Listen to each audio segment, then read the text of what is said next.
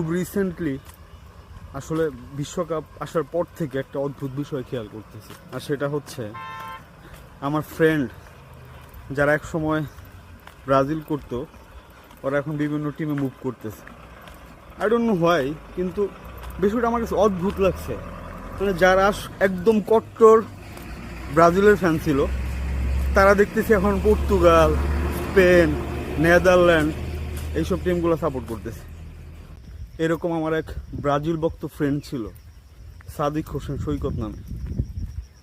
2018 সালে যখন ব্রাজিল বেলজিয়ামের সাথে হেরে বাদ পড়ে, ওই মোমেন্টে আমরা খেলা দেখতেছিলাম আমাদের হলে, বঙ্গবন্ধু হলে। বাদ পড়ার পর সাদিক হোসেন লিটারেলি মানে আমার এই বুকে মাথা রেখে জড়ায়া ধরে কান্না করতেছিল, অজ্ঞান হয়ে যাবে এরকম অবস্থা। ঠিক আছে, বন্ধু আমার ব্রাজিলের ফ্যান, তো এই কয়েকদিন আগে ব্রাজিলের একটা ম্যাচ হওয়ার পর সে দেখি পুরো পোল্টি, সে এখন পর্তুগালের জার্সি পরে ঘুরতেছে, পর্তুগালের ফ্যান। শুধু সে না, সে রিসেন্টলি ম্যারিড, তো তার বউ, ভাগিনা ডাগিনা, তার আশেপাশে যারা আছে সবাইকে সে পর্তুগালের ফ্যান বানাই ফেলছে।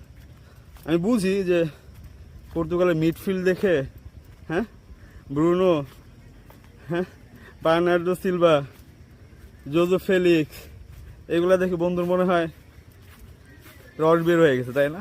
পর্তুগাল এবার কাপ নিবে। যাই হোক, এইভাবে ব্রাজিল থেকে লোকজন অন্য টিমে চলে যাওয়াতে আই এম ফিলিং ব্যাড।